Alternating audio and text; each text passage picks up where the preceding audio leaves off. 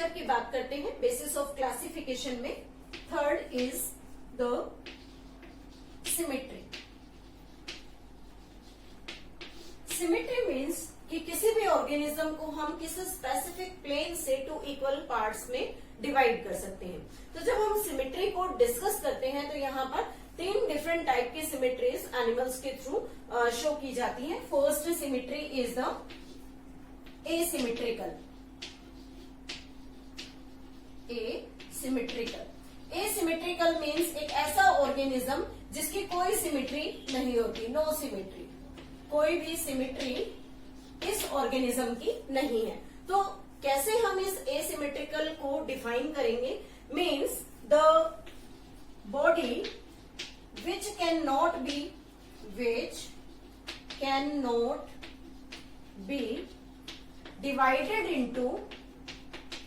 divided into 2 equal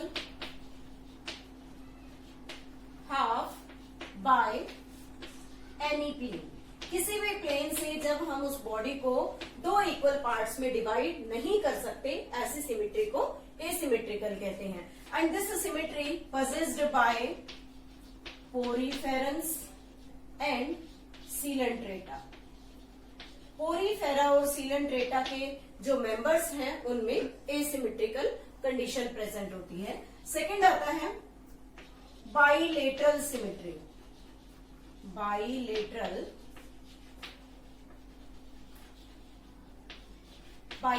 symmetry, जैसा कि यहाँ नाम शो कर रहा है, बाइलेटरल मीन्स एक ऐसा ऑर्गेनिज्म जिसे अगर हम एक स्पेसिफिक प्लेन से कट करें तो वो उसके राइट और लेफ्ट 2 इक्वल पार्ट्स को एक प्लेन से डिवाइड कर देगा। That is known as bilateral symmetry. For example, अगर हम ह्यूमन बींग्स की सिमेट्री को कंसीडर करें तो अगर हमें इस वर्टिकल सेक्शन से कट किया जाए तो हमारी बॉडी 2 इक्वल पार्ट्स में डिवाइड हो जाती है।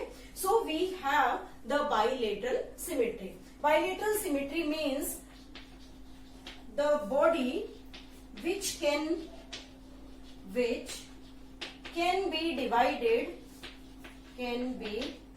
divided into 2 equal half by one plane only। For example, यहाँ हम आर्थ्रोपोडा से लेकर और कोर्डेट्स तक डिस्कस कर सकते हैं, एक्सेप्ट इकाइनोडर्म। इकाइनोडर्म में 2 सिमेट्रीज एग्जिस्ट करती हैं, one bilateral and second radial. दोनों सिमेट्रीज यहाँ प्रेजेंट होती हैं। जो रेडियल सिमेट्री है वो हमेशा एडल्ट में प्रेजेंट होगी, हम जब ये ग्रुप पढ़ेंगे तो डिस्कस करेंगे। और बाइलेटरल सिमेट्री हमेशा लार्वा में प्रेजेंट होती है। तो यहाँ पर जो इकाइनोडर्म है उसमें दोनों सिमेट्रीज प्रेजेंट हैं। तो जब हम बाइलेटरल फॉर्म पढ़ रहे हैं तो उसके लार्वल हिस्ट्री की बात करेंगे, और जब हम रेडियल सिमेट्री पढ़ेंगे तो एडल्ट के बारे में डिस्कस करेंगे। Now the third type of the symmetry is the radial symmetry. Radial symmetry means किसी भी ऑर्गेनिज्म को अगर 2 इक्वल पार्ट्स में हम डिफरेंट प्लेन से, मोर देन 2 प्लेन से कट कर सकते हैं तो ऐसी सिमेट्री को रेडियल सिमेट्री कहते हैं। मीन्स the body which can be divided into 2 equal halves by any plane, किसी भी प्लेन से डिवाइड कर दे। तो जैसे यहाँ हम एग्जांपल ले रहे हैं इकाइनोडर्म्स में हमेशा रेडियल सिमेट्री प्रेजेंट होती है। इसके बाद नेक्स्ट फीचर की बात करते हैं, germ layer.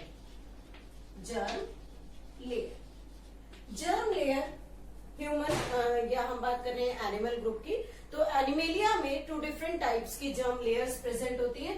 First is named as the diploblastic. Diploblastic means only two germ layer, two germ layer. For example कौन कौन सी जर्म लेयर होंगी यहाँ पर? Ectoderm and endoderm, ectoderm and endoderm. Two germ layers यहाँ पर प्रेजेंट होती है, so they are known as the diploblastic organism. For example Porifera, poriferans में डिप्लोब्लास्टिक कंडीशन प्रेजेंट होती है। अब बात आती है कि जर्म लेयर हमारी बॉडी में क्या फंक्शन करती है। तो जैसे ही जाइगोट से एम्ब्रियो बनता है, after that the germ layer will form and they helps in organization of our body. Body में जितने भी ऑर्गन्स हैं, स्किन है, टिश्यू है, उनकी फॉर्मेशन में जर्म लेयर हेल्प करती हैं। तो यहाँ है डिप्लोब्लास्टिक जिसमें only two germ layers present होती हैं। सेकेंड आता है triploblastic, triploblastic. Triploblastic means 3 germ layers are present. 3 germ layers are present. And what are 3 germ layer? 2 remains same as in diploblastic, ectoderm. Then middle one is formed, the mesoderm and the endoderm. 3 germ layers are formed here. 3 germ layers present होती है। जैसे कि हम बात कर सकते हैं सभी कोर्डेट्स में, आर्थ्रोपोडास, सभी में यहाँ पर ट्रिप्लोब्लास्टिक कंडीशन प्रेजेंट होती है। उसके अलावा एक टिश्यू प्रेजेंट होता है जिसे हम मिजोग्लिया कहते हैं। Mesoglea means undifferentiated mass, undifferentiated mass between ectoderm and mesoderm, sorry ectoderm and endoderm. Ecto और एंडोडर्म के बीच में अनडिफरेंशिएटेड मास प्रेजेंट होता है जिसे हम यहाँ मिजोग्लिया का नाम देते हैं। नेक्स्ट फीचर आता है यहाँ पर segmentation. Segmentation means body metamerically divide into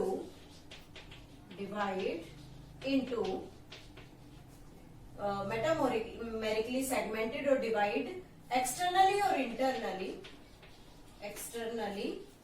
and internally into segments में बॉडी दिखाई देती है। तो इस तरह की जो कंडीशंस होती है that is known as the segmentation. और जो ट्रू सेगमेंटेशन है वो हम एनिलिडा ग्रुप में डिस्कस कर सकते हैं, ग्रुप एनिलिडा में ट्रू सेगमेंटेशन हम देख सकते हैं। जैसे अर्थवॉर्म में आपने देखा होगा कि उसकी बॉडी के ऊपर कुछ रिंग लाइक स्ट्रक्चर्स प्रेजेंट होते हैं, they have the ring like structure,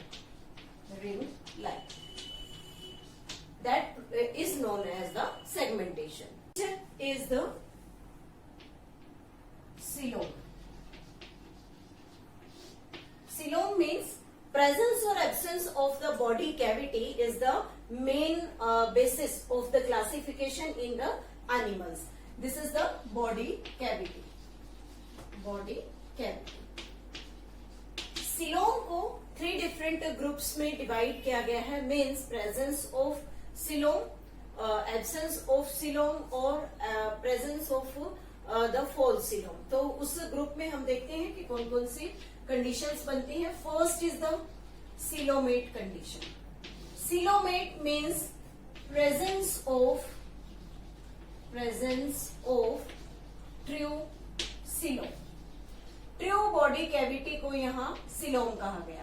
अब यहाँ हम ट्रू coelom किसे कहते हैं? मीन्स ऐसी बॉडी कैविटी जो मेसोडर्मल जर्म लेयर से सराउंडेड होती है, that is named as the true coelom। Means the body cavity which lined by mesoderm। For example सभी कोर्डेट्स में और फ्यू इनवर्टिब्रेट्स में, नॉन कोर्डेट्स में, फॉर एग्जाम्पल आर्थ्रोपोडा, मोलस्का, सभी में ट्रू coelom यहाँ प्रेजेंट होती है। सेकंड कंडीशन आती है एसिलोमेट। सिलोमेट। ए जैसे कि यहाँ ए वर्ड यूज हो रहा है, it means absence of ट्रूसिलम।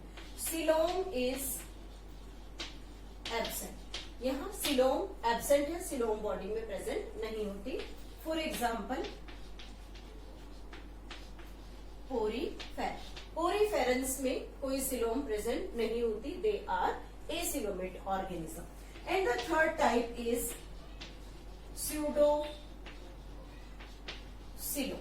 Pseudocoelom means the presence of false coelom। और यहाँ false coelom के लिए हम क्या शो कर रहे हैं? The coelom is present but in the form of pouches not lined by mesoderm, लेकिन mesoderm से वो लाइंड नहीं होती। This is known as the pseudocoelom। अगर डायग्रामेटिक रिप्रेजेंटेशन देखें तो जैसे सिलोमेट कंडीशन में अगर हम देखें, suppose that this one is the ectoderm, this one is the mesoderm and this is the endoderm. तो ये मेसोडर्म है, ये एंडोडर्म है। मेसोडर्म से कवर्ड कैविटी, तो हम अगर इसे यहां से स्प्लिट कर दें, दिस वन लाइक दिस, तो ये जो स्पेस यहां बचा, इस स्पेस को हम यहां क्या कहेंगे? Coelomic cavity. उसके बाद आता है एसिलोमेट कंडीशन। एसिलोमेट कंडीशन में this is the ectoderm, then there is present the mesoderm and just inner to it there is present the ectoderm, means endoderm, sorry।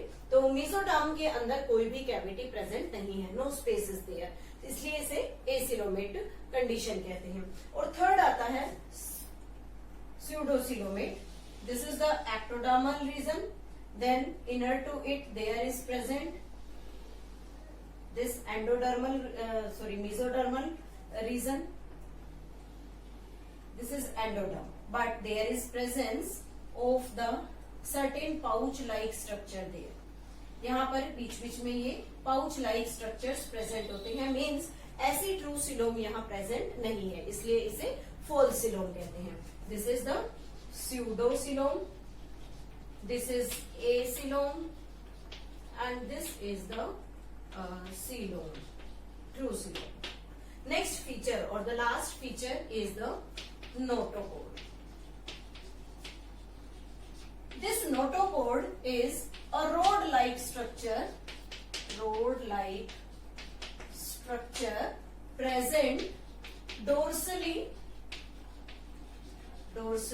on body of some embryonic stages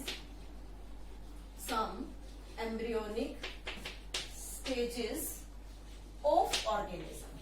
किसी specific organism की body में, organism की embryonic stage में एक rod like structure dorsally back side में present होता है, जिसे हम क्या नाम देते हैं? नोटोकोड का नाम देते हैं।